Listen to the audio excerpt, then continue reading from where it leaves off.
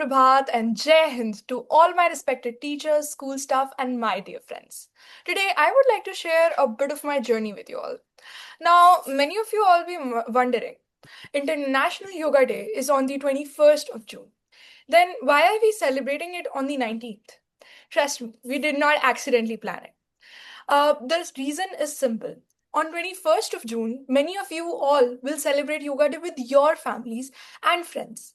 But we also wanted to celebrate it as a larger family, the 21K family. The faculty wanted us all to come together, learn together, breathe together, and experience yoga together. Because yoga is one of those things that become even more meaningful when shared. Before we start, I would like to share a famous sutra from Maharishi Patanjali enchanted 2000 years ago. Atha Yoga Anushasanam. Arthat, now begins the discipline of yoga. So, with that spirit, let's begin. Friends, whenever we hear the word yoga, most of us imagine someone sitting cross legged with their eyes closed while a teacher keeps saying, sit straight, come on, sit straight. And honestly, many of you guys think that yoga is simply a sophisticated way of breathing. Some of us think it is for the elderly, and well, I have heard that many times.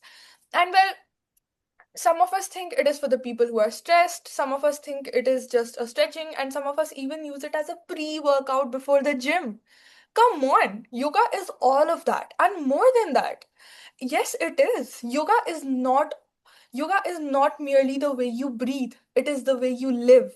It is the way you think. It is the way you respond to life when it does not go according to your plan.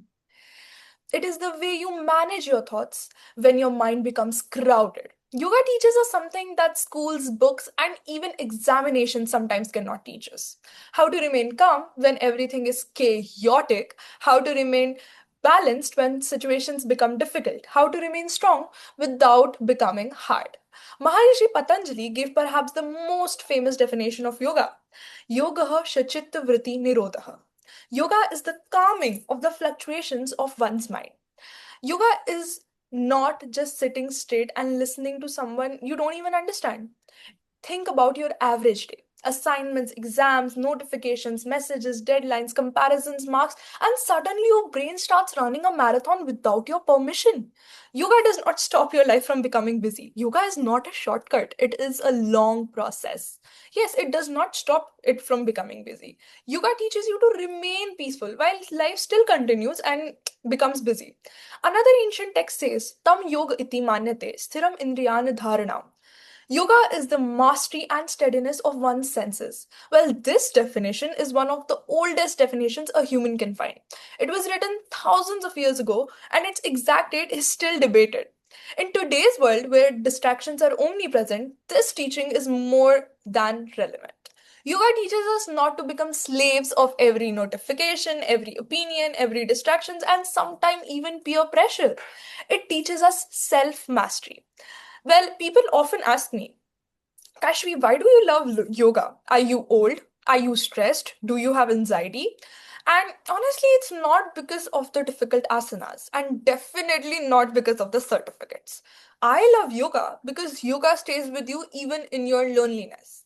When you're angry, yoga reminds you to breathe. When you're anxious, yoga reminds you to pause. When you're confused, yoga reminds you to observe. When life becomes noisy, yoga teaches you to listen to yourself. Yoga is not just 1 hour of practice, it is the other 23 hours of your day. And yoga is certainly not yoga, yoga. It is yog, which comes from the root yuj. Yuj means union. It is the eternal joining of you to what? To the universe, to peace, to your higher self. I know after a very stressful day, many of you feel like, I want to sleep, I want to watch something, maybe just doom scroll. And you might think, how can she tell me not to do that? But listen, after doom scrolling, there's a point you stop. After a fun cafe outing or a great conversation or sometimes any form of entertainment, it ends at a point. But the peace you find through yoga, it stays. The entertainment, the connection you build with yoga, it stays. And once you truly experience that connection, there is no going back. This year's International Yoga Day theme is Yoga for Wellness, Wisdom, and World Peace. And it beautifully aligns with what our school has been celebrating this year. Many of our events have been organized under the theme of Year of Science, from Jugaad Vigyan to various learning experiences that encourage innovation and curiosity. We have explored how science helps us understand the world around us. Yoga too has a scientific dimension. Through breathing, movement, mindfulness, and self awareness, it supports wellness and wisdom in ways that are increasingly being studied and understood by modern science. So, today's theme of wellness, wisdom, and world peace connects perfectly with our school spirit of scientific exploration and learning. So, this leads to our school's Yoga Day title, Vigyan Yoga, the science of wellness and wisdom. At the face of it, we may feel, oh my god, such a boring title. Wellness, wisdom, world peace, what are these words? At first, wellness and wisdom seem obvious. We all want health, we all want peace. But what about wisdom?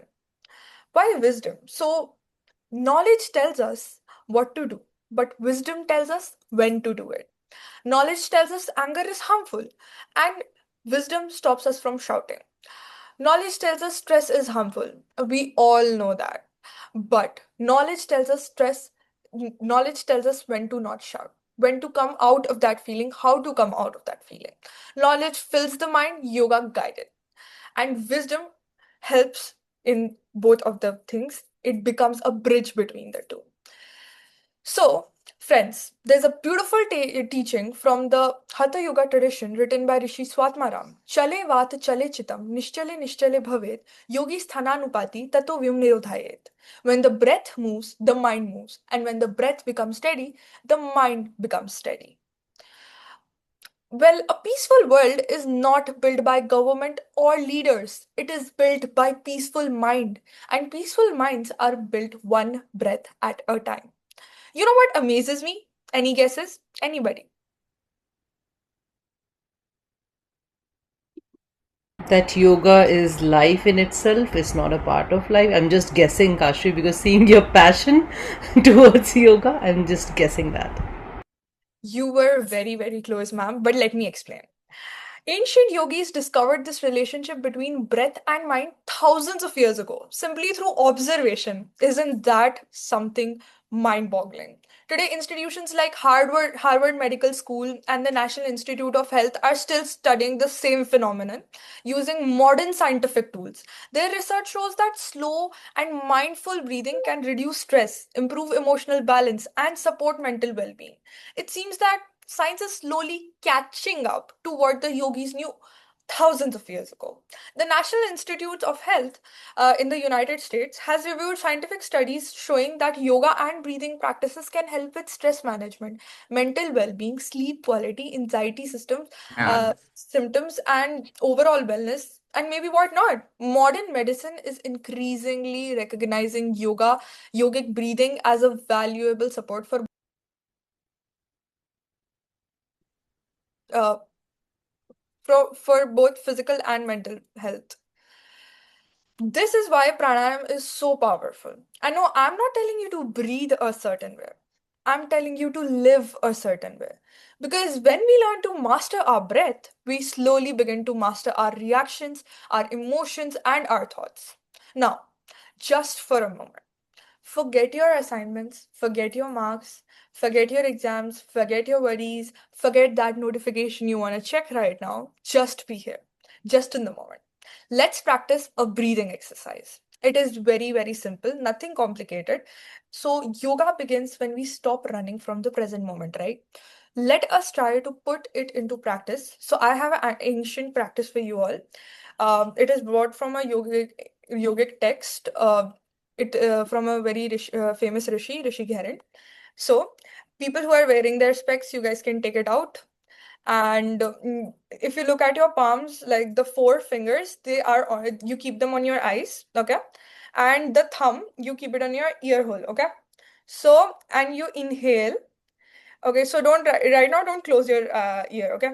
And so you inhale, and while you exhale, you make a buzzing sound like a bee, okay? Inhale. Mm,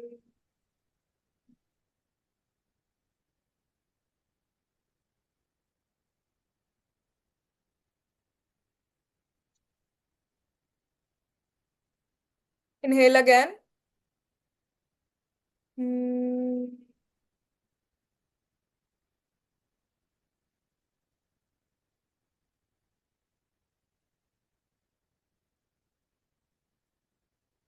One last time. Hmm.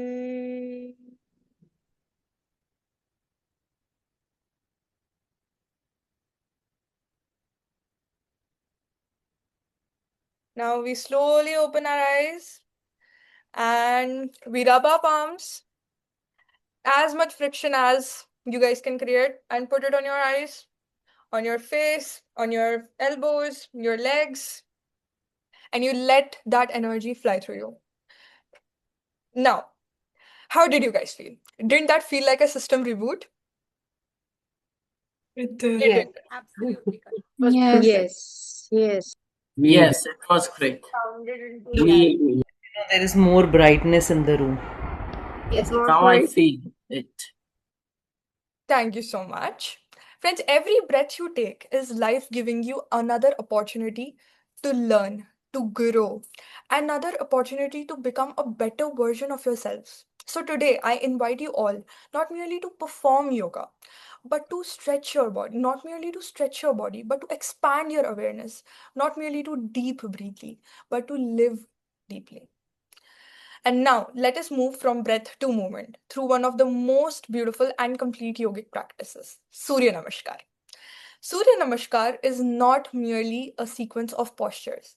It is a practice of gratitude, energy, awareness, and balance.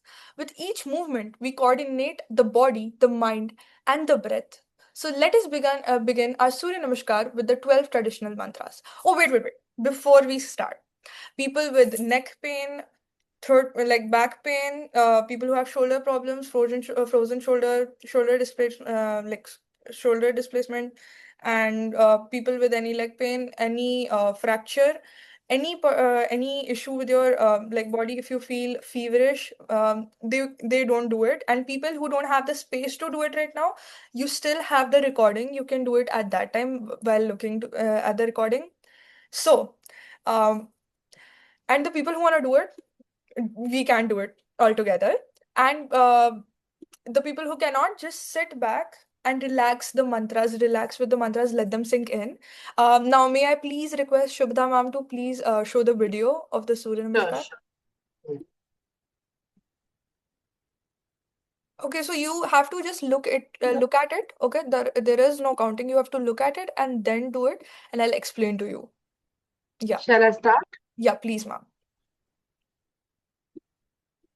Yeah. So we join both our palms and we close our eyes. Om Mitraya Namaha. Now we stretch our shoulder to the back, creating an arc. Om Ravaye Namaha. Slowly stretch our upper body, touch the ground. Om Suryaya Namaha. And we put our leg back and Ashwasanchalanasana. Om Bhanve Namaha. Plank pose, Chaturang Asan. Om Khagaya Namaha. Ashtang Pranam. Om Pushne Namaha. All the eight parts of your body touching the ground and stretching our body to the back. Bhujangasana. Om Hiranyagarbhaya Namaha. And giving our upper body a nice stretch, lower body. Om Savitre Namaha. Om Adityaya Namaha. Om Arikaya Namaha. And slowly, you stretch your back, and you give that arc, that gratitude to Lord Surya. Om Bhaskaraya Namaha. And we're done with it. Thank you, everybody, for your patience, participation, and presence. Thank you all. Namaste, Jai Hind, and do not forget yoga is something you do not do for one day, it is something you live every day of your life. Thank you. Signing out. Bye bye.